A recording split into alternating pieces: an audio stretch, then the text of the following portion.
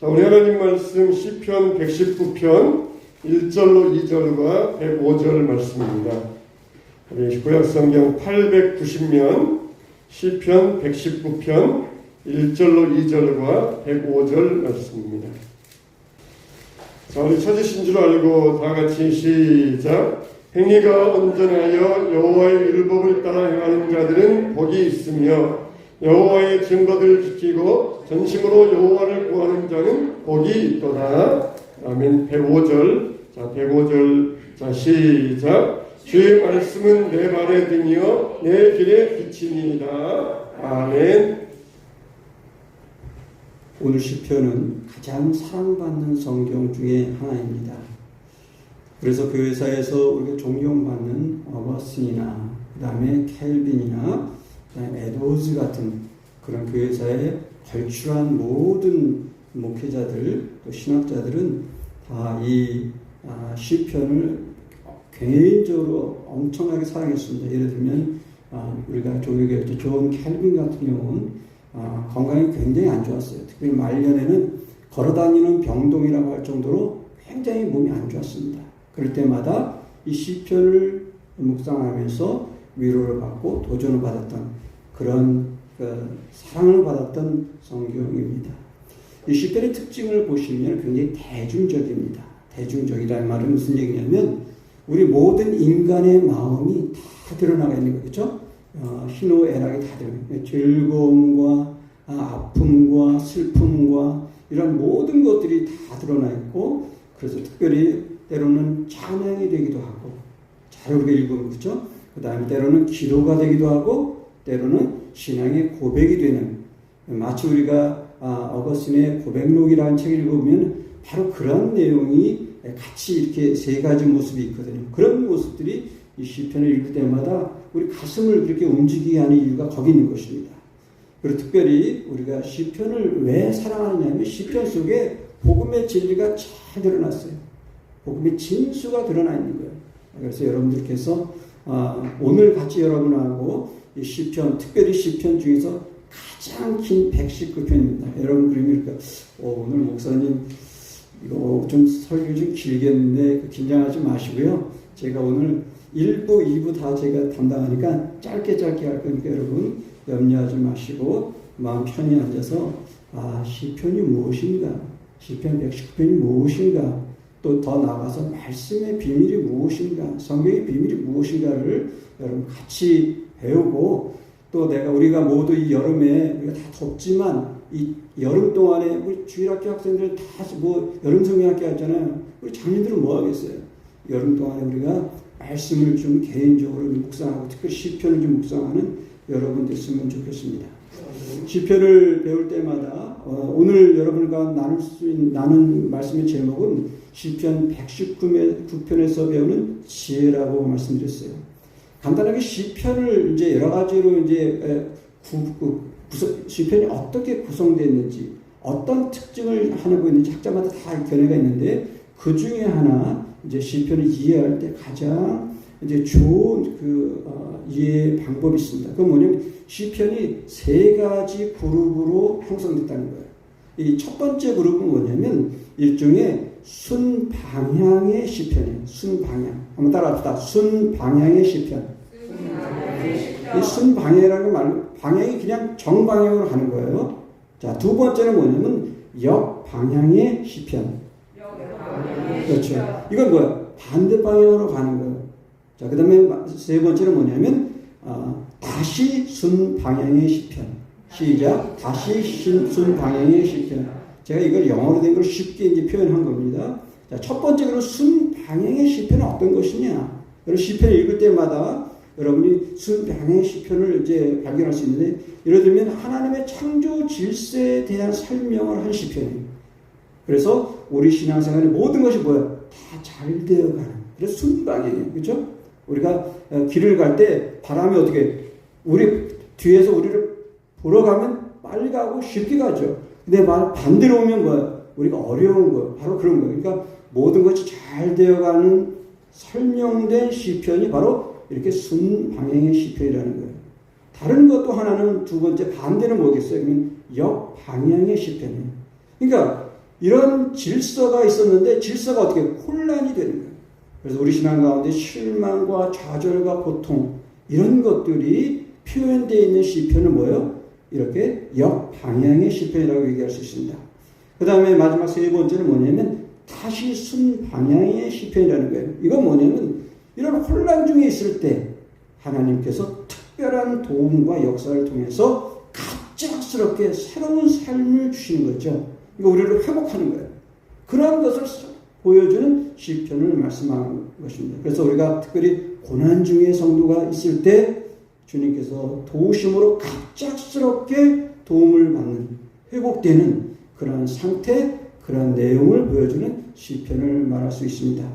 예를 들면 이렇게 얘기할 수 있어요. 예수님의 사역을 보면 예수님의 사역은 예를 들면 십자가 고통 전에는 뭐예요? 순방향이라고 얘기할 수 있어요. 그렇죠? 정방향으로 그냥 가는 거예요. 자, 근데 십자가를 통해서 뭐예요? 완전히 역방향으로 가는 거예요. 그렇죠? 이 질서가 깨지는 거죠. 완전히 십자가의 죽으심을 통해서. 그리고 다시 어떻게 해요? 이 부활을 통해서는 뭐예요? 다시 모든 것이 회복되는 거예요. 깨어진 게 회복되니까 다시 순방향을 가져주는 거예요. 그렇게 이제 시편을 세 가지 그 관점에서 보시면 시편을 이해할 때 굉장히 도움이 될 것입니다.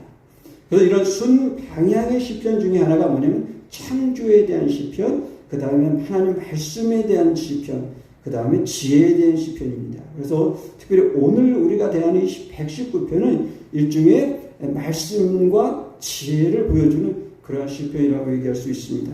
그래서 이 시편은 가장 긴 거예요. 그렇죠? 176절에 걸친 엄청나게 긴 시편이고요. 굉장히 교훈적인 그러한 시편입니다. 그래서 이 시편을 통해서 우리에게 던지는 중요한 포인트가 뭐냐면요. 이런 것입니다. 성경 중심 생활의 일종의 선언서예요. 성경 중심 생활이 무엇이냐? 성경을 따라서 사는 사람이 무엇이냐? 이것을 잘 보여주는 일종의 선언서와 같은 것이라고 얘기할 수 있습니다. 그래서 오늘 말씀을 통해서 우리에게 주시는 주제는 이거예요. 하나님 말씀 중심의 삶으로 참된 행복과 형통을 누리라라고 하는 것입니다. 조금 길죠? 자, 한번 따라합시다. 하나님 말씀 중심의 삶으로 참된 행복과 형통을 누리라. 우리 하나님 말씀의 중심의 삶을 살 때 어떻게 된다? 결과로 행복과 형통을 누리는 거야. 여기서 말하는 행복과 형통은 세상적인 것이 아닌 하나님께 주시는 하늘의 형통과 행복을 얘기하는 것입니다. 우리가 주목할 것은 뭐냐면 우리가 말씀을 순종할 때 행복과 형통을 누린다라고 성경은 우리에게 말씀하고 있는 것입니다. 그러니까 행복과 형통은 우리가 하나님 말씀 중심 생활을 할 때 그 결과를 주시는 것이라는 거죠. 오늘 시편 119편에서 마지막 끝에 정도에 보면 165절이 나오죠. 주의 법을 사랑하는 자에게는 큰 평안이 있으니 그들에게 장애물이 없으리로다 이 말씀하십니다. 장애물이 없다라고 하는 거예요. 이따가 말씀드리겠지만 형통한다는 얘기예요. 그죠? 행복하다라고 하는 걸 얘기하는 것입니다. 여러분 인생 살아갈 때 장애물이 없어봐요. 뭐예요? 끝난 거예요. 행복한 거예요. 그렇죠? 애들이 아프지 않고 가정에 비즈니스 할 때 막힐 것이 없어 된 거예요. 행복한 거거든요. 다시 말씀드리면 우리가 하나님 말씀 안에 거할 때 또 그리스도 안에 거할 때 우리 안에 저절로 열매가 맺는다라고 하는 것입니다. 요한복음 15장 4절 5절을 보시면 내 안에 거하라 나도 너희 안에 거하리라 가지가 포도나무에 붙어있지 아니하면 스스로 열매를 맺을 수 없음 같이 너희도 내 안에 있지 아니하면 그러하리라. 나는 포도나무 너는 가지라. 그가 내 안에 내가 그 안에 거하면 사람이 열매를 많이 맺나니 나를 떠나서는 너희가 아무것도 할 수 없습니다 라고 얘기하십니다. 우리가 그리스도 안에 거할 때 하나님의 말씀에 거할 때 저절로 열매가 맺히는 거예요. 우리가 뭐를 하려고 하는 게 아니라 그 안에 거하면 저절로 그러니까 우리가 교회 안에 거하면 그렇죠? 교회가 하나님의 그 말씀의 공동체라는 교회 안에 거하면 저절로 맺히는 거예요. 우리가 여기서 뭔가 할 필요가 없는 거예요. 물론 하나님께서 하시는 기본적인 하느님 선교와 예배 이런 것도 있지만 가장 중요한 건 뭐냐? 그 모든 것이 뭐야? 하나님 말씀 안에 거하는 거예요. 그리스도 안에 거하는 것. 이것을 떠나서 우리 인간적으로 하는 건 다 하나님 기뻐하는 것이 아닌 것이죠. 자, 그렇다면 본격적으로 시편 119편에서 배우는 신앙의 지혜가 무엇인가? 오늘 8가지, 그 중에서 4가지는 우리 오전에 여러분과 다루고 일단 오후에 나머지 4가지를 한번 생각해 보고자 합니다. 첫 번째는 성경의 실천은 행복이다라고 하는 것입니다. 한번 따라합시다. 성경의 실천은 행복이다. 무슨 말이에요? 성경을 실천하고 성경을 따라 순종하는 것은 뭐예요? 그 자체가 행복이라는 거예요. 오늘 본문을 보시면 1절, 2절을 우리가 이제 읽었는데 보시면 행위가 완전하여 여호와의 법을 따라 행하는 자라는 것입니다. 둘째는 여호와의 증거를 지키는 자라고 말씀했습니다. 한마디로 하나님의 말씀을 실천하는 사람을 지적합니다. 여기서 우리가 주목할 것은 뭐냐면 행복이란 뭐냐? 하나님 말씀에 순종하는 삶, 실천하는 삶이라고 말씀하는 것입니다. 그래서 시편 전체를 통해서 주는 중요한 통찰은 이렇게 우리가 성경 중심의 삶, 말씀 중심의 삶을 우리가 실천할 때 그 결과와 선물로 우리에게 형통과 복을 준다라고 하는 것입니다.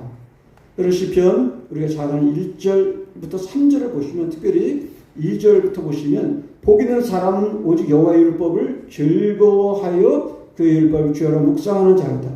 자, 그러는데 그 결과가 어떠냐는 거예요. 자, 그는 시냇가에 심은 나무가 철을 따라 열매를 맺으며 그 잎사귀가 마르지 아니하는 것 같으니 그가 하는 모든 일이 다 어떻다? 형통한다는 거예요. 이 시편 기자가 한 일은 뭐예요? 뭔가 했어요? 아닙니다. 주야로 말씀을 묵상하는 것뿐이 없어요. 근데 그 결과는 뭐예요? 때가 되면 열매가 있는 거예요. 그리고 만사가 형통한다라고 하는 거예요. 이것이 신앙의 비밀인 것을 말씀하고 있는 것입니다. 과연 우리는 그렇다면 하나님 말씀 우리가 실천하고 있는지 우리가 돌아봐야 할 것입니다. 우리가 하나님 말씀 가운데 우리가 정말 거하고 있는지 그리고 하나님 말씀을 전심으로 우리가 찾고 있는지 우리가 생각해 보아야 합니다. 아무쪼록 우리 모두가 하나님 말씀을 실천하는 그래서 행복한 성도가 되시기를 바랍니다. 그래서 선물로 주시는 하나님의 형통을 모두가 누리시기를 바랍니다. 두 번째 지혜는 성경은 행동의 지침서라고 하는 것입니다. 한번 따라합시다. 성경은 행동의 지침서다. 이것이 6번에 걸쳐서 119편에서 나옵니다. 그래서 한마디로 하나님의 말씀은 무엇이냐? 우리의 행동을 교정해주는 교정 지침서라고 하고 말씀하고 있습니다. 우리가 잘못하거나 하나님이 원하지 않는 행동을 할 수 있을 때 혹시 죄악 가운데 있을 때 우리를 훈계하고 안내하는 그런 교정서와 같다라고 하는 것입니다.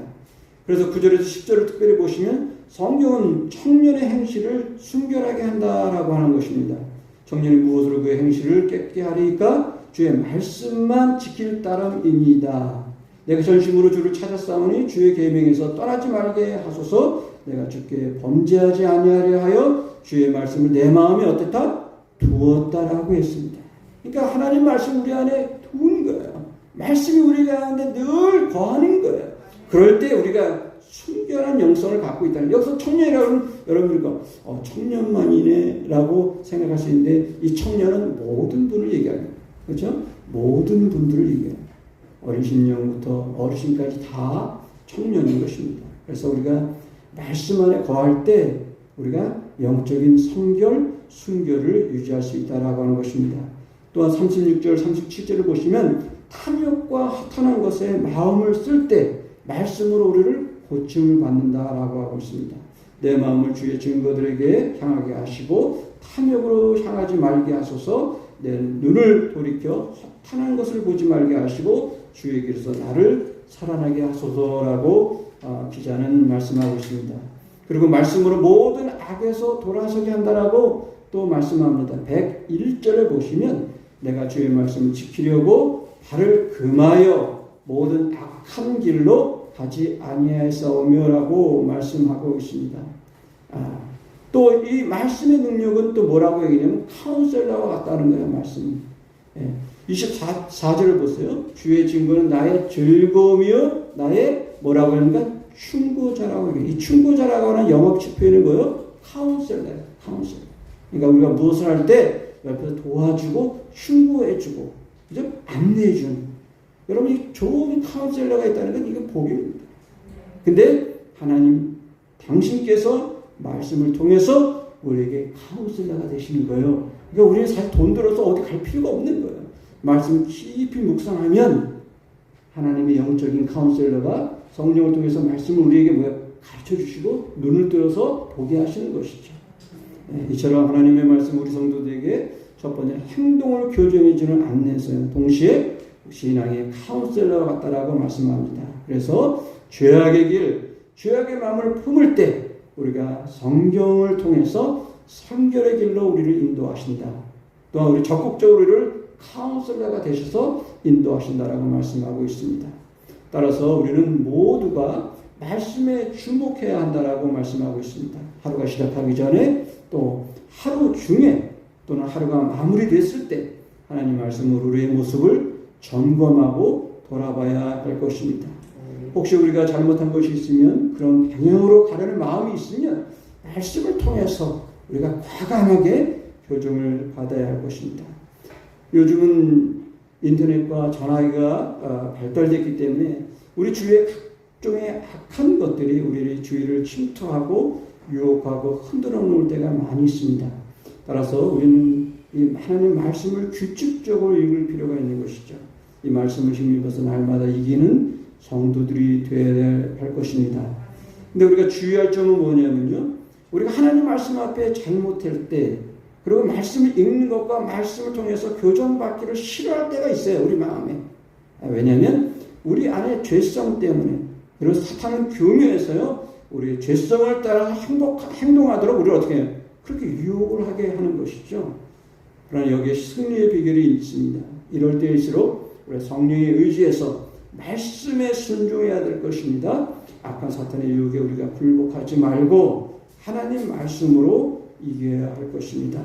아무쪼록 여러분 모두가 이 더위 가운데 이 코로나로 인해서 우리가 굉장히 느슨해질 수 있는 그런 시기일 때 하나님 말씀으로 이런 유혹과 죄를 이기는 지혜로운 여러분 모두가 되시기를 바랍니다. 자, 세 번째 지혜입니다. 세 번째 지혜는 성경은 고난 중에 즐거움이다라고 하는 것입니다. 한번 따라합시다. 성경은 고난 중에 즐거움이다. 119편에서 8번에 걸쳐서 이 내용이 반복돼서 나옵니다. 이 하나님 말씀이 성도의 즐거움이라는 거예요. 즐거움. 여러분 생각해보세요. 내가 가장 즐거움이 뭐냐? 아침에 일어나서 그 다음에 눈 뜨면 그 다음에 밤늦게까지 나를 감격시킨 것이 무엇이 하는가? 시편 기자는 뭐라는 거예요? 말씀이라는 거예요. 말씀. 근데 이 말씀은 단순한 기쁨이 아니라 강렬한 기쁨이에요. 그러니까 가장 기뻐하는 거예요. 예? 이 기쁨을 대하면 모든 다른 것들은 다 뭐야? 다 보이지가 않는 거예요. 예? 근데 이 즐거움은 어떤 즐거움이냐면 일상생활에서의 즐거움이기보다는 강조점은 뭐냐면 고난과 절망의 순간에 주시는 하나님의 즐거움을 얘기하고 있어요. 특별히 이 시편에서 얘기하는 거예요. 여러분 상상해 보세요. 시인은 지금 고난의 한가운데 핍박과 절망의 순간에서도 하나님 말씀을 포기하지 않았어요. 왜냐하면 하나님 말씀이 뭐기 때문에? 기쁨이기 때문에, 즐거움이기 때문에 특별히 고통의 한가운데 있을 때도 믿을 수 있는, 맛볼 수 있는 그런 즐거움이기 때문에 그렇게 고백한 것입니다. 그래서 8번에 걸쳐서 하나님 말씀보다 즐거움이다, 기쁨이다 라고 하는 것입니다. 자, 24절 한번 보세요. 주의 증거들은 나의 뭐라고요? 즐거움이요, 나의 충고자라고 얘기합니다. 92절 한번 봐보세요. 주의 법이 나의 즐거움이 되지 아니하였다면 내가 고난 중에 어땠다? 멸망하였다라는 거예요. 그러니까 고난 중에 말씀이 없었으면 자기는 어떻다? 쓰러질 수밖에 없고 절망할 수밖에 없다라고 얘기하는 고백하는 거예요. 143절 한번 봐보세요. 환난과 오한이 내게 미쳤으나 주의 계명은 나의 뭐다? 즐거움이다 라고 얘기해요. 즐거움. 환난과 오한이 내게 미쳤어요. 내 개인의 환난과 오한, 가정의 환난과 오한, 그렇죠? 직장의 환난과 오한, 비즈니스 가운데, 학생들의 학업 가운데, 심지어 우리 교회 같은 교회의 오한과 환난이 있을 수 있습니다. 그럴 때 하나님 말씀이 어떻다? 우리에게 즐거움이 되었다라고 하는 거예요. 바로 그 한가운데서도, 그러니까 그 고난과 아픔을 어떻게 할지, 고통을 어떻게 할지 이길 수 있는 것이죠. 근데 흥미로운 것은 이 즐거움의 공통점은 뭐냐면 나의 즐거움이라고 표현해요. 나의 즐거움이다. 자신의 신앙을 고백하는 것입니다. 경험적이고 체험적인 거예요. 자기의 신앙을 인격적으로 고백하는 거예요. 남의 경험을 얘기하는 게 아니에요. 누구의 경험을 얘기하는 게 아니에요. 우리 엄마, 우리 아빠, 우리 누구 삼촌 얘기 아니라 나의 고백이라고 고백하고 있는 것입니다. 시편 23편 다윗의 고백도 그렇죠. 여호와는 나의 목자시니 내게 부족함이 없으리로다라고 고백합니다. 다윗은 하나님이 바로 자신의 목자라고 하는 거예요. 그러니까 내게 부족함이 없다라고 스스로 고백하는 것입니다. 이처럼 우리는 하나님 앞에 개인적인 인격적인 고백, 하나님 앞에서 신앙 고백이 날마다 있어야 합니다. 신앙은 그렇게 되면 남의 신앙이 아닙니다. 나의 인격을 다해서 하나님을 드리는 것이 바로 나의 신앙 고백인 것입니다. 아무쪼록 여러분 모두가 오늘 시편 시인의 고백처럼 말씀은 고난 중에 나의 즐거움이라고 했던 이 고백이 바로 여러분 모두의 고백이 되시기를 축복합니다. 자, 이번엔 네 번째입니다.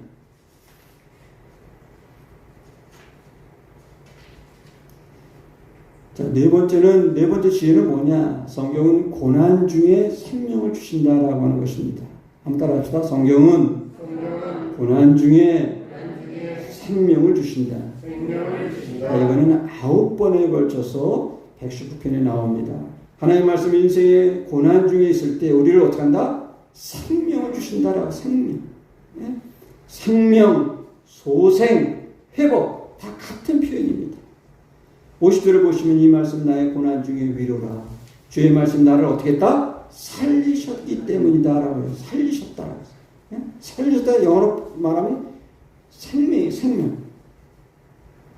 107절을 보시면 나의 고난이 매우 심하오니 여호와여 주의 말씀대로 나를 어떻게? 살아나게 하소서. 생명이 있게 하소서는 생명. 이처럼 하나님의 말씀은 고난의 한가운데 있을 때 시편 시인의 고백처럼 우리 성도들을 살리는 능력, 그렇죠? 회복하는 능력, 우리를 소생시키는 능력이 있다라고 말씀하고 있는 것입니다. 왜냐하면 이 말씀은 하나님의 말씀이기 때문입니다. 시편 4장 11절에 보시면 하나님의 말씀은 살아있고 활력이 있어 좌우에 날서 어떤 검보다 예리하여 혼과 영과 및 관절과 골수를 찔러 쪼개기까지 하며 또 마음의 생각과 뜻을 판단한다라고 하나님의 말씀의 권능을 우리에게 말씀하고 있습니다. 그렇기 때문에 생명, 회복, 소생이라는 단어는 특별히 고난과 고통의 순간에 주시는 것이라고 시편을 말씀하고 있습니다. 그래서 이 단어가 나오는 배경에는 반드시 고통이 있고요, 좌절이 있고 고난의 순간에 주시는 거예요. 그런 한가운데 뭐야? 하나님께서 우리를 어떻게 한다? 말씀을 통해서 생명을 주신다. 살려주신다는 거예요. 그렇다면 우리는 이 하나님은 바로 절망의 순간, 고통의 순간에도 우리를 살려주시는 생명의 하나님이시다라고 하는 것입니다. 회복의 하나님이시다라고 하는 것입니다. 그리고 우리를 소생시키는 능력의 하나님이신 것입니다. 따라서 우리 모든 그리스도인 절망과 고통의 순간, 심지어 인생에 낙이 없다고 하는 바로 그 순간에서도 절대 소망을 바라볼 수 있는 것입니다. 왜냐하면 이 생명의 하나님, 회복의 하나님이 계시기 때문입니다. 그렇기 때문에 우리는 절망 중에서도 노래할 수 있습니다. 절망의 감옥 속에서도 인생의 한밤중에서도 찬양하고 예배할 수 있는 것입니다. 우리가 사도행전 16장을 보시면 우리가 빌립보 감옥이 나옵니다. 거기에 모두들 깊은 감옥에 있었기 때문에 절망 중이었어요. 모두가 탈옥의 소망이 없는 깊은 감옥이라고 성경은 말씀합니다. 그리고 모든 사람들이 착고에 차여 있었어요. 무슨 얘기예요? 절망의 상태라고 얘기하는 것이죠. 바로 그런데 그 절망과 시름의 장소에서 그 깊은 옥중에서 절망의 순간에 무슨 소리가 들려요? 기도의 소리가 들렸어요. 그리고 찬양의 소리가 들렸습니다. 바울과 실라가 찬양하고 기도하고 예배하는 소리가 들렸던 것입니다. 그 절망의 순간에 이들이 예배했던 것이에요. 성경은 이들이 찬양하고 예배한 바로 다음 구절인 사도행전 16장 26절에서 기적적인 사건을 증언합니다. 이에 갑자기 큰 지진이 나서 옥토가 움직이고 문이 다 열리며 모든 사람의 매인 것이 다 어떻다? 벗어졌다라고 얘기합니다. 여러분, 이처럼 사도행전의 바울과 실라처럼 그리고 오늘 본문의 시편의 시인처럼 우리 모든 성도는 절망의 순간에도 소망을 주시고 또 회복시키시고 생명을 주시는 하나님의 능력을 모두가 맛볼 수 있습니다. 무엇보다 이 성령의 하나님께서 생명과 회복의 영이라고 말씀하십니다. 고린도후서 3장 6절에 보시면 율법 조문은 죽이는 것이요 영은 살리는 것이라고 말씀합니다. 무슨 얘기냐? 성령은 생명의 영이라는 거예요. 생명을 주는 영이라는 거예요. 죄로 인해서 죽을 수밖에 없던 우리 모든 사람들이 예수를 믿으면 이 영적인 생명을 회복하게 하는 생명의 영이 성령이라고 하는 것입니다. 따라서 고난의 한가운데 있을 때 우리 모두가 이 성령께서 우리의 아픔과 고통을 아시기 때문에 우리를 위해서 중보하시고 우리를 회복시키시고 우리를 도우시는 위로의 성령, 치료의 성령, 그리고 살리시는 성령이라고 말씀하고 있습니다. 구약에서 다윗의 모습을 보시면 바로 이러한 하나님의 회복의 하나님을 볼 수가 있습니다. 사무엘상 30장을 보시면 1절에서 6절에 이렇게 말씀합니다. 다윗과 그의 사람들이 사흘 만에 시글락에 이른 때에 아멜렉 사람들이 이미 네겝과 시글락을 침노하였는데 그들이 시글락을 쳐서 불사르고 거기에 있는 젊거나 늙은 여인들은 한 사람도 죽이지 아니하고 다 사로잡아 끌고 자기 길로 갔더라. 다윗과 그의 사람들이 성읍에 이르러 본즉 성읍이 불탔고 자기들의 아내와 자녀들이 잡혀있는지라 다윗과 그와 함께 한 백성이 울 기력이 없도록 소리를 높여 울었더라. 지금 다윗이 시글락에 도착했을 때 아멜렉 군대 적군을 통해서 지금 쉽게 말하면 참패를 당하는 거예요. 그 심지어 사람들이 모두 잡혀가고 심지어 자기의 두 아내도 잡혀간 그러한 순간입니다. 다윗의 두 아내 이스라엘의 여인 아히노엠과 갈렙 사람 나발의 아내였던 아비갈도 사로잡혔더라. 그래서 백성들이 자녀들 때문에 마음이 슬퍼서 다윗을 어떻게 돌로 치자 하니 이때 다윗의 모습이 어땠어요? 자, 이것이 중요하죠. 이것이 중요한 것입니다. 다윗이 크게 다급하였으나 그죠? 황급하게 지금 어쩔 줄 모르다가 어떻게 하냐면 그 하나님 여호와를 힘입고 용기를 얻었다라고 하는 말씀이 나옵니다. 하나님 여호와를 힘입었다라고 하는 말이 무슨 말이겠어요? 하나님 말씀 앞에 나가는 것입니다. 하나님 앞에 예배하는 것입니다. 그리고 나서 이 말씀에 힘입어서 하나님 앞에 용기를 얻은 거예요. 그리고 나서 이제 복수를 하게 되는 장면을 보게 됩니다. 사랑하는 성도 여러분, 오늘 혹시 우리 가운데 고난 중에 있습니까? 혹시 남모르는 신음과 절망 중에 있습니까? 혹시 여러분의 가정과 학업과 혹시 비즈니스나 기도 제목 중에 심각한 절망 중에 있습니까? 무엇보다 하나님과의 관계 속에서 혹시라도 어려움, 시험 중에 있습니까? 여러분 바로 이 시간에 이런 회복과 생명의 하나님을 의시하시고 나아가시기 바랍니다. 그리고 이 하나님을 여러분 인격적으로 만나시기를 바랍니다. 예, 마무리하겠습니다.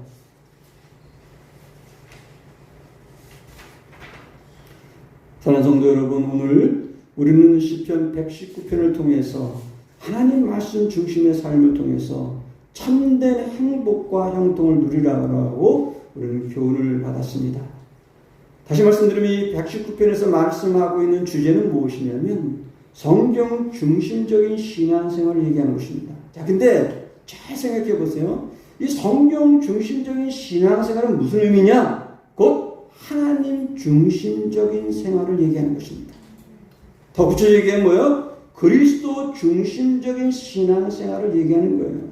말씀을 대할 때마다 하나님 중심의 생활을 하는 거예요. 그리스도 중심의 생활을 하는 거예요. 주께서 원하시는 삶이 무엇일까? 하나님이 원하시는 삶이 무엇일까를 말씀을 통해서 우리가 늘 묵상하고 생각하고 결단하고 살아가는 것을 말씀하는 것입니다. 그렇다면 시편 119편에서 주신 주제는 뭐냐? 하나님 말씀 중심을 통해서 결국은 하나님 중심의 삶, 그리스도의 중심의 삶을 회복할 것을 우리에게 교훈하고 도전하고 있는 것입니다. 여러분, 하나님 말씀을 실천하는 것은 행복이라고 얘기했어요. 행동의 지침서라고 말씀했어요. 성경은 고난 중에 즐거움이라고 얘기했습니다. 그리고 우리에게 생명을 주신다라고 얘기했습니다. 바라 그러면 여러분 모두가 하나님 말씀을 더욱더 사모하고 실천하시길 바랍니다. 나아가서 이 말씀 중심의 삶을 통해서 하나님 중심의 삶이 무엇인지, 그리스도 중심의 삶이 무엇인지를 우리 각자가 회복하시기를 바랍니다. 그래서 이번 한 주와 혹시라도 평생 동안에 경험할 수 있는 고난과 어려움 가운데서도, 이런 코로나 사태 가운데서도 우리가 하나님 말씀 때문에, 그리고 하나님과 그리스도 때문에, 성령의 은혜 때문에 넉넉히 이기는 여러분과 우리 한섬한 교회가 되시기를 주님의 이름으로 축복합니다.